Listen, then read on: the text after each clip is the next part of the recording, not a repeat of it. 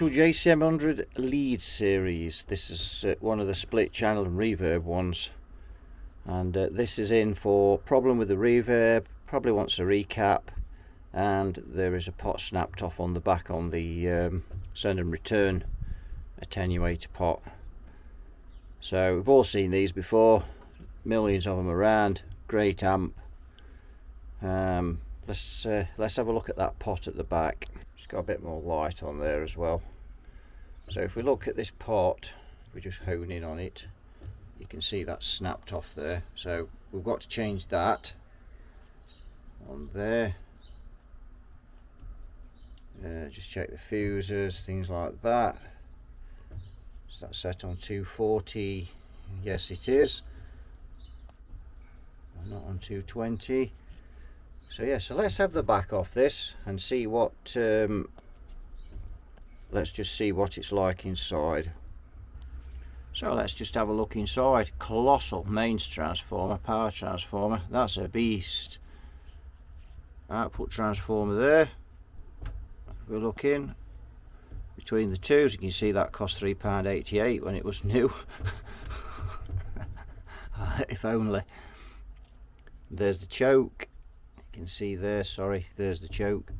Yeah, got him in there. So let's see what output tubes are. Let's have a look at those. Oh dear, let's just look at that. That doesn't look very healthy to me. Let me just get that out. Well, I'm just looking at that, and that base looks extremely odd on that tube. There's actually a gap. Look at the gap down there on that.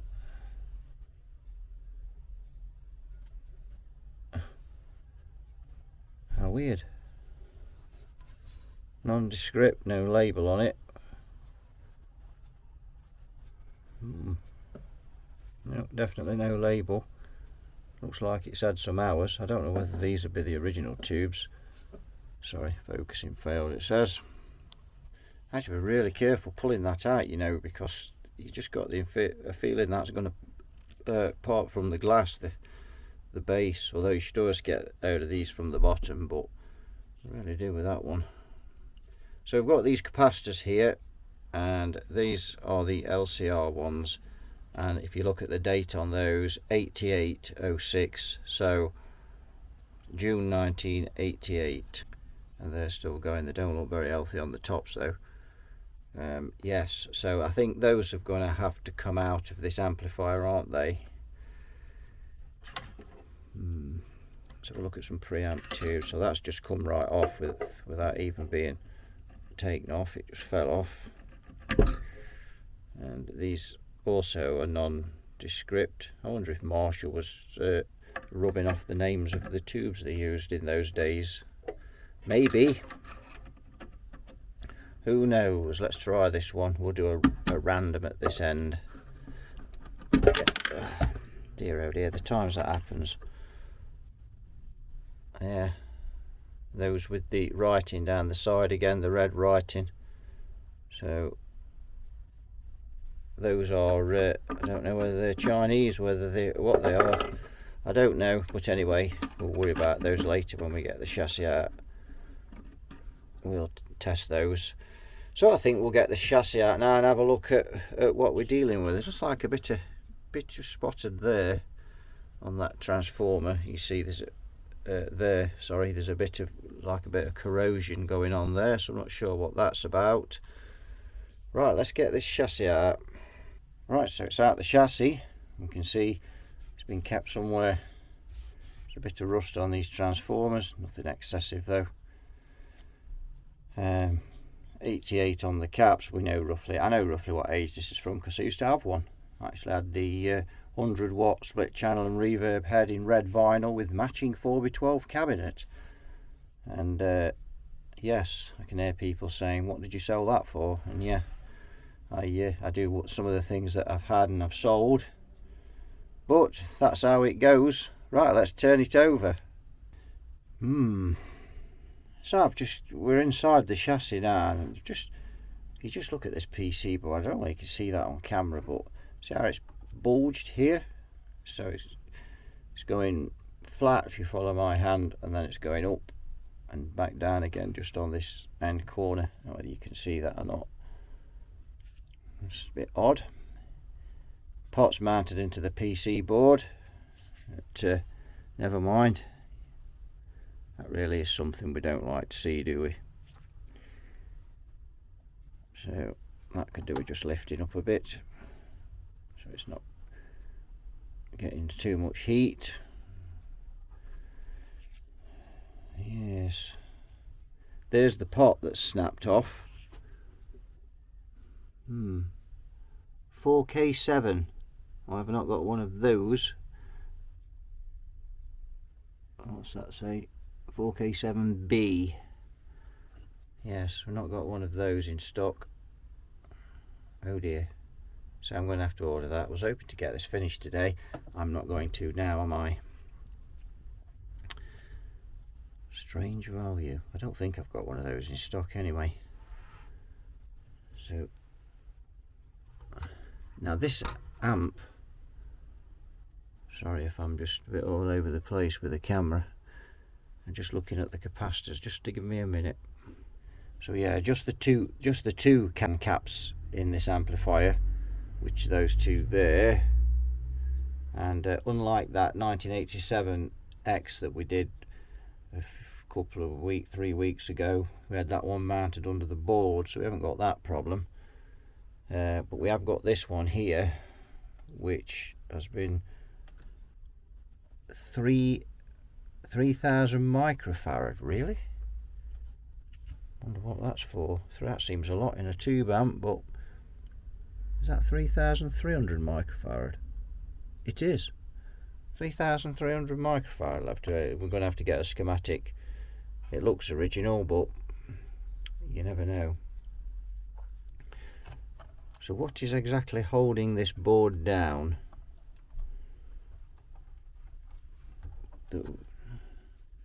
Nothing, it appears. I'll put my fingers under because it's not been plugged in for a long time, and I've not plugged it in. Just give me a minute. Well, I don't have a 3,300 microfarad capacitor, I'm afraid. That is, what is that? Oh sorry, that's not working, is it? That says Shaw. What's that say? It's like Shammer or something. Don't know what that is. But anyway, yes. There's another little capacitor down there. Again, he's been soldered in so you can't see what value it is. So, but the schematic will no doubt tell me. So I'll be downloading that soon. 2.2 microfarad there, our old friend. So all those in the Laney amp, and then these two on the bias, 100 volts. But it doesn't say, again, I can't see what they are because I see those two there, they'll be for the bias. Can't see what those are, but no big deal there. So yes, we're going to have to get this board out, and it looks like the only thing that's holding this board in is the pots, from what I can see at a glance. I could be wrong. I don't see any screws in the top though, and I don't see any stanchions. Got a couple of capacitors on there. What are those? There. What are those on? Those are on the foot switch sockets. Sorry about that. The camera ducked out there. So yeah, those capacitors. Sorry about that. The camera ducked out there. So yeah, those capacitors.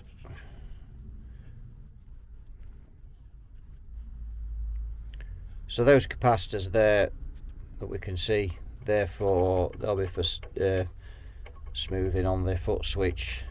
Just stop it popping when you switch channels or switching the reverb. So what do we need? I don't think we need to change those. There'll not be a problem. They've not seen any voltage. But this 3,300 picofarad, we can't see what voltage that is. So we need one of those. I think we've run out of those 2.2s, so we need one of those. It's probably a cathode bypass capacitor or something. Whatever that is there, we need one of those. I've probably got the bias caps. What's that one there? There's another one. That is 2.2 as well, so we've got two of those. So we need to order some of those, don't we?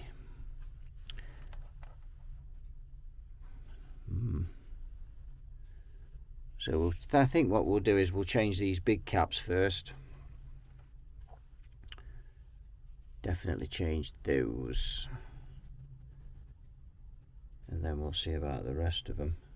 Again, they look, you know, these caps look in good order, but they've been in here a long time. You know, you're talking 25 years old, and for those big electrolytics, that's a long time really. We saw what happened with that Marshall when that one had exploded under the board, and if they explode, they make quite a mess as well. It's very hard to clear that mess up, and it's corrosive. So I think it's time for those to say good night. Well, there we go. That's a fair assessment. Just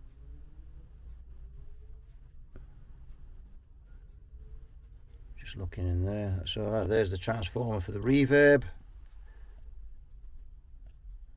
and we need to get that reverb tank out of the chassis and inspect it, because I've got a feeling that the springs have there'll be problems in the reverb tank. Could be wrong, but we'll test it. We'll test it with another reverb tank, and we'll test the tube, make sure it's not the valve. And by the looking at this here, let's have a look. I would think, looking at these wires, where's those wires coming out of there? Let's see. Wires there.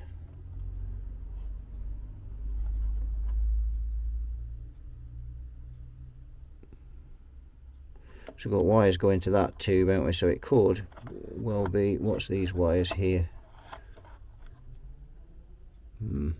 That's going in, that is going into that. Is that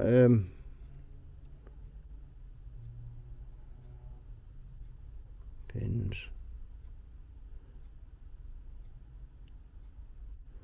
That's pin 6. So yeah, it's just like that's the valve for the reverb there. This one here, I would guess. So we'll have a look at that valve, test that as well. But there we go. I think the first thing I'm going to do is just change those capacitors. Before we start testing in here, they don't look like they're going to let go at any point, but we might as well just change them before we switch on. So those capacitors there that we can see, therefore they'll be for smoothing on the foot switch. Just stop it popping when you switch channels or switching the reverb. So what do we need? I don't think we need to change those. There'll not be a problem. They've not seen any voltage. But this 3300 picofarad, we can't see what voltage that is. So we need one of those. I think we've run out of those 2.2s, so we need one of those. It's probably a cathode bypass capacitor or something. Whatever that is there, we need one of those. I've probably got the bias caps. What's that one there? There's another one. That is 2.2 as well, so we've got two of those. So we need to order some of those, don't we?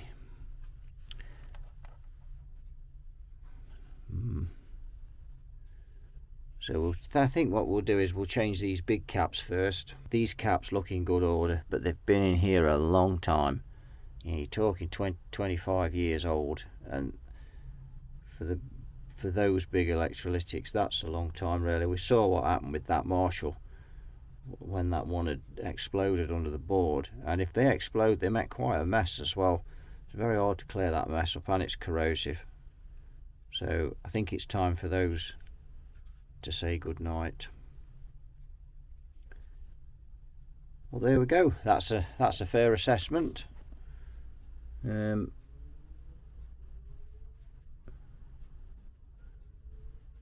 Just looking in there, that's all right. There's the transformer for the reverb, and we need to get that reverb tank out the chassis and inspect it, because I've got a feeling that the springs have there'll be problems in the reverb tank. Could be wrong, but we'll test it. We'll test it with another reverb tank, and we'll test the tube, make sure it's not the valve. And by the looking at this here, let's have a look. I would think, looking at these wires, where's those wires coming out of there? Let's see, wires there.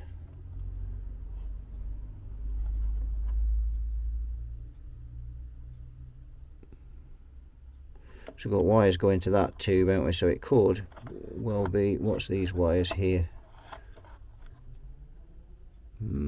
That's going in, that is going into that. Is that that's pin 6.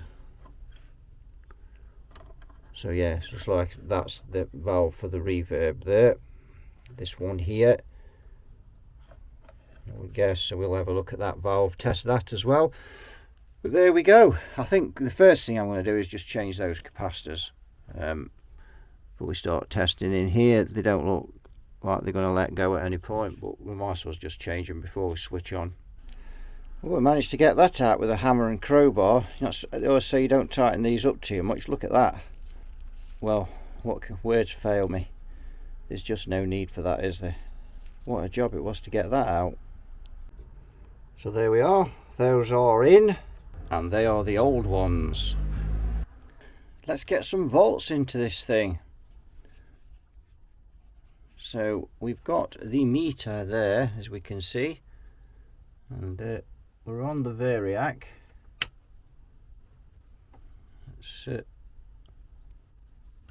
we'll switch on, switch the standby on as well, and off we jolly well go. And you can see we've got some voltage going in it.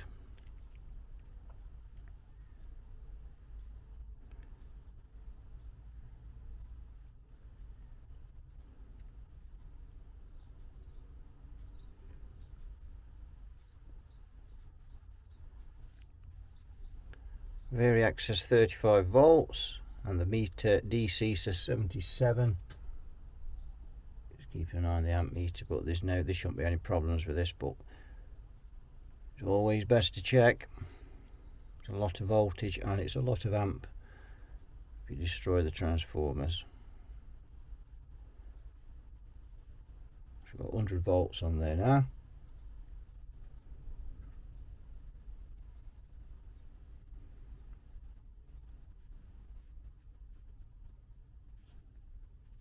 .65 volts on the variac.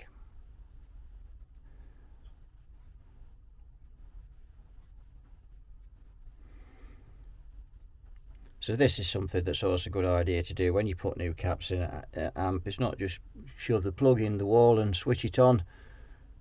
It's just bring them up gently, because new components can be faulty. You may end up with a bum blowing up if one of them's faulty and you just bang the 240 volts onto them, which on these will give around about 400 and odd, well more, because if the standby switches off they won't be conducting. So you're putting nearly 500 volts onto them. If they're faulty they won't like it, so bring them up gently, and that just helps to make sure there's no faults. And if you've made a mistake wiring, not that you can make a mistake wiring those up, but it's a pretty simple thing. But 87 volts on the variac, so we're just going to go up a bit more.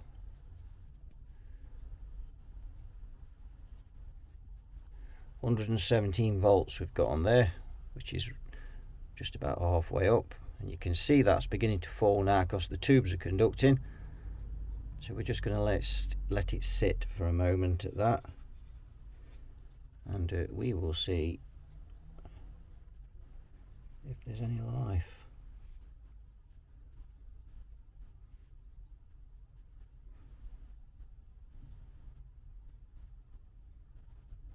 Just go up a bit more. Turn all the others up. Oh, yes, I think we've got life. We have.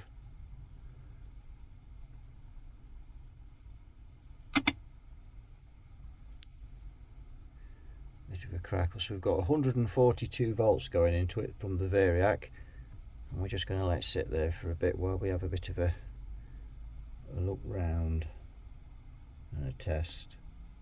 Right, so I've just took the meter off there. I'm just going to have a bit of a check round on this board before we get full voltage into it, just to see. Excuse that car going by there. Just to make sure there's no issues. Ooh, and there we go already. Just move the meter from there.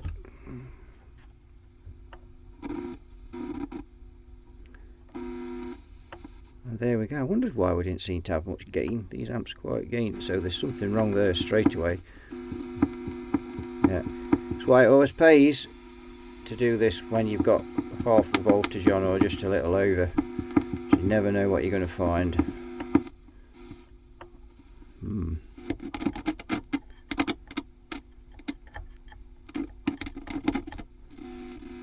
That could be the jack socket simply just not, because you can see on this amp at some point it's been somewhere where it's been a little damp.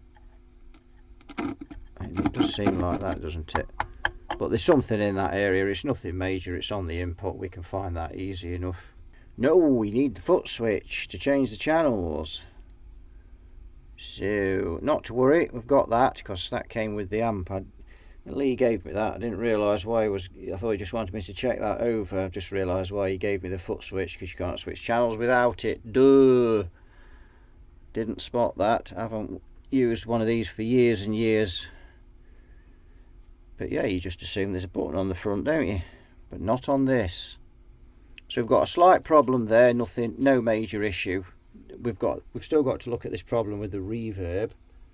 I just want to do a bit more testing. So I just want, and it's this cap I want to test, and just see what voltage I've got on there. I'm just going to bring in the meter.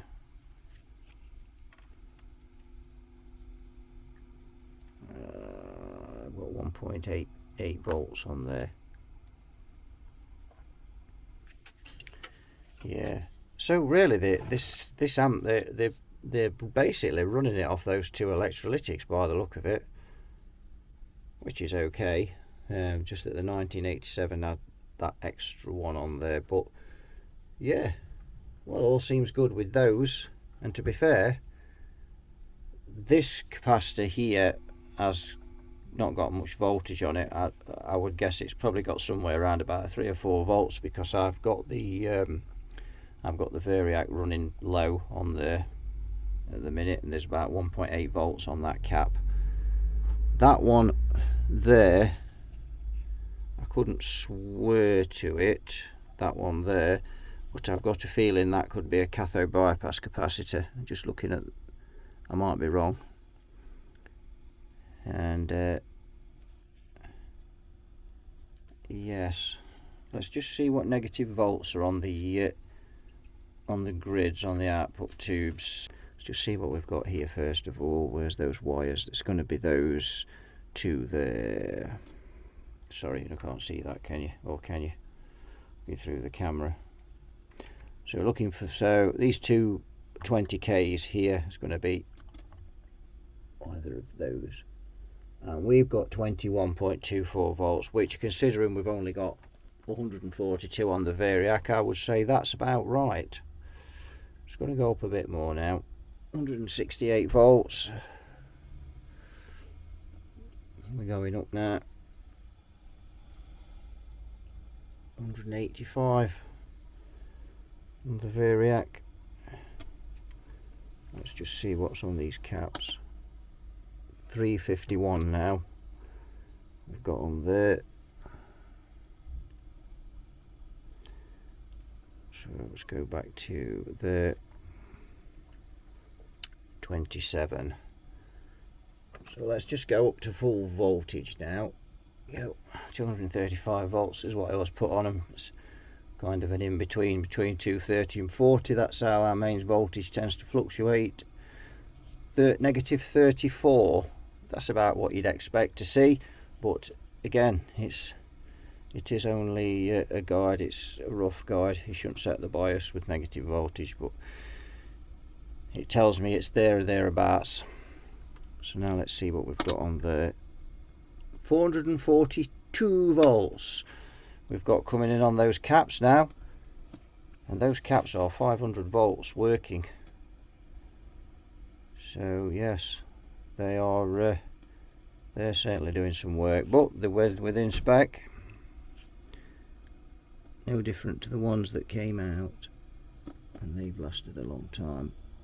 Yes, so there we are. That's the first stage of it done. Right, we're back with this Marshall JCM800 split channel and reverb, and the parts have arrived, and I've got the board up, and as we can see, someone has been in here before, and I don't quite know what they've been doing there, but there's quite a lot of scratches on this board. You can see, not great. I don't think the tracks are damaged there at all, but yes, a bit careless there, whatever they've been doing, but never mind. I'm just going to have a look round on it, and I think there's a possible dry joint there. I'm not sure if we just hone in. I might not be able to see that there. Put another light on. Let's get some more light. So I think we need to have a good look around this board before we even start recapping it. Just having a look. Judging by the flux that you can see on here and here, I would guess somebody's been working on this board. I'm not sure about these. We just move this because I'm just using it to hold the board up. Some capacitors there added. Are they factory? I don't know. They are I would guess they are factory, because they're those Shanghai or something, whatever they're called, so they all look the same type, so they probably are. So we need to investigate those two as well, don't we? Because we may have to change those as well. So this board wasn't that difficult to get out because there's no fixings on the back of it. It's just held in with these, which is probably why it's warped with the heat over the years slightly, although it's not a problem. So we have got 1, 2, 3, and the 2 bias caps, 4 and 5, to take out there. So I shall make a start of that. Right, we've got these caps in. So I've done those 2 down there. We only had radials, but it doesn't really matter under the board. And we've put some insulation on the positives there just to be extra safe. I've soldered up quite a few dry joints on these pots, quite a few of those, and just checked all those tracks around where all those scratch marks are. And as I said, someone's been in this before, and obviously what they've been doing, they've been propping this board up while they've been working on it, and they've used something metal, where I use cardboard. You don't damage the board, so that's a bit careless. Luckily there's no damage done. Let's have a look. Let's just pull it down and have a look on here, and we just at the board. So we've got, there's the bias caps. Now you just need a spot of hot glue around them. I think to remember now, the other thing with this is not a single one of these caps was positioned so you could actually see the full value of them. Some you could just see the voltage, couldn't see the microfarad on any of them. So I've turned them all now so you can position them so you can see, you know, when the next guy comes along, you can see what values. So what you've got to be careful of, and it's a daft thing, easy thing to do, is when you put your hot glue on there just to hold them, because they are just they're a bit fatter than the others. There's a shade of movement in them. What you've got to be careful of is not putting your hot glue on top of the caps, because if you do that you won't be able to see the values again. So that's a bit like tiddling into the wind. So the best place to put, it's the pointer, the best place to put the glue is just in between here and here, a dab each side, and that'll be plenty good enough. And you can actually see I've actually started that one there. I've just done at the front, and I'll just put a bit on the back when I've got the board in, but that just, rather than putting it around the tops. The big ones obviously are okay. There's the 3300 microfarad, and actually again they covered the voltage on that one, but we could see the microfarad, so there was just one where we could see the actual microfarad on it. And of course that was a first size cap that I took out, and it was only 6.3 volts when I took it out, and I'd ordered a 40 volts there. Yeah, so I don't think we needed that, a bit overkill. But all these caps in here are Vichys as well. All of them that we've put in, they're all Vichys, so they're all good quality. So yeah, that's cooking. So we're ready to put this board down now. I'm just going to have a final check round at everything on it, make sure there's nothing else, and then we'll get this board back, spot of hot glue on those caps. So we've got to change this pot over here because the shaft is snapped, and just see if we've got a Marshall knob to go on that. I think we'll have one of those somewhere. So this is all looking good, and we've just got to clean the sockets and pots, and this will be ready to go, apart from the reverb, because that's also a problem on this amp. We've now got to sort the reverb out when we've done all this.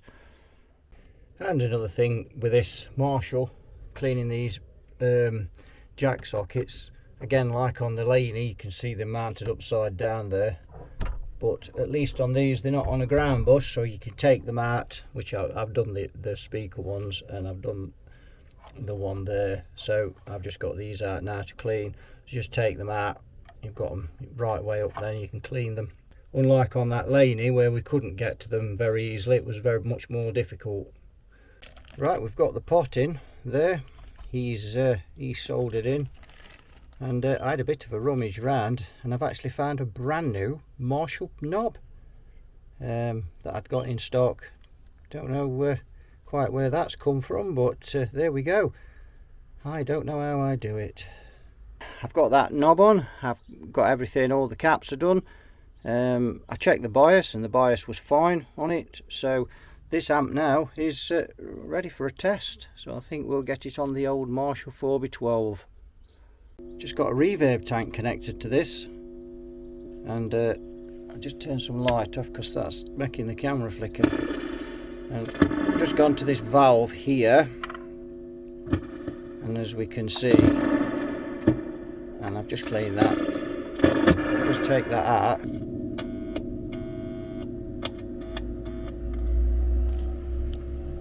So I've just put the tube back in now.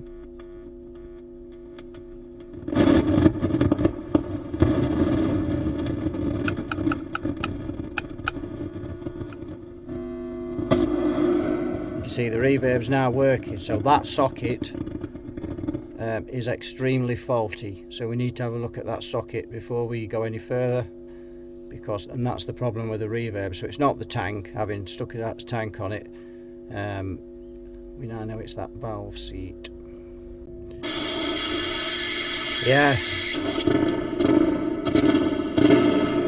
So I'm afraid that socket has been declared all over, madam, which means I've got to change it. I've also got to drill it out because it's riveted on. Why do you rivet things on? What a nightmare to do that is, but it's got to be done. I hate changing tube sockets. So here we go. This is a socket I want to put in. This is I think these are Beltons, and they're really good quality. No good. These sockets that are in here, the absolute rubbish. So that one's going in there.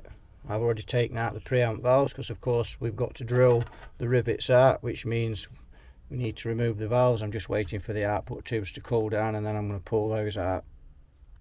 In fact, I've had a rethink. I've decided it's time for lunch.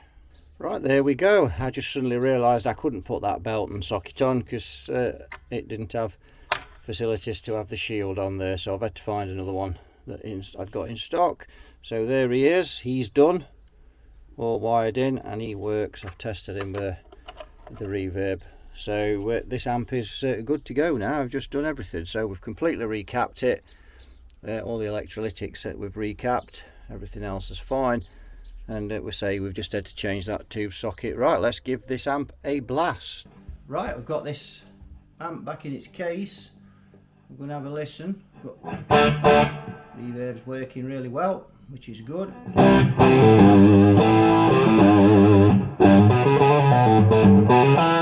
I've got that on this gain channel. And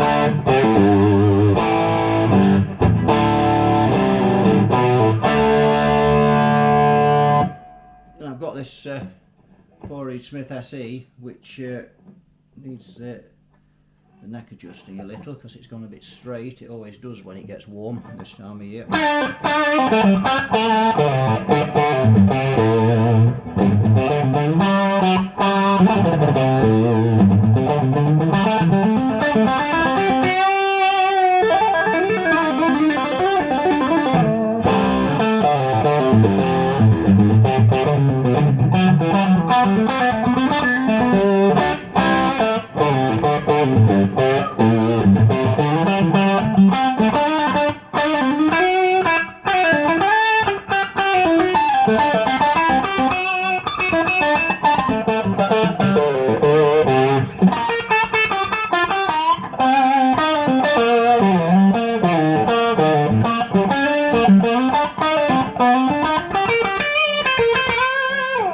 That sounds okay. Let's get it used on the other channel. Let's give it a go on that.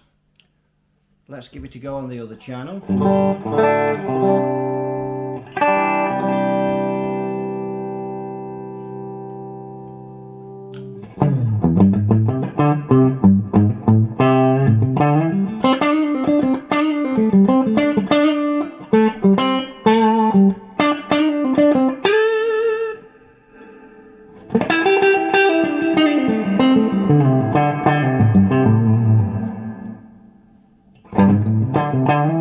Quality reverb tank in this, got an Akitronics, so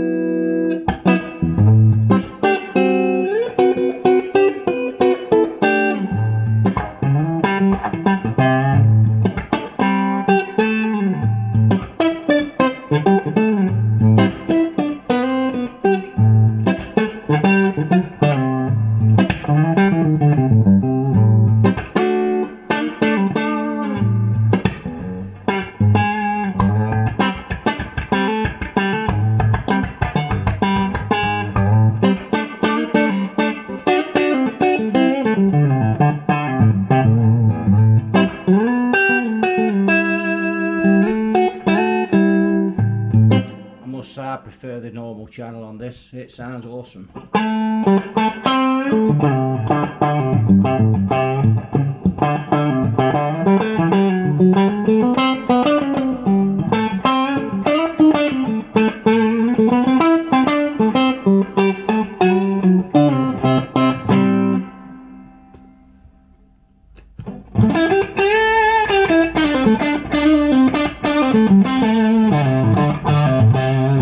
Although the gain channel sounds pretty good as well. Let's just try and raise up the... Oh yes. Now that sounds nice. So we've just got a little bit of clip going on there. Let's just put a bit more of that volume in. Just turn the master down a bit.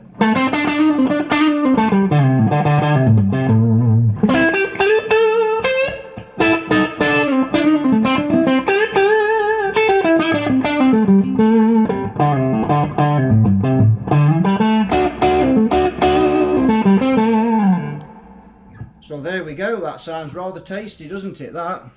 So with that, I think we'll wrap this one up. So thanks for watching, and thanks for all the people that's subscribing to the channel. I really appreciate it.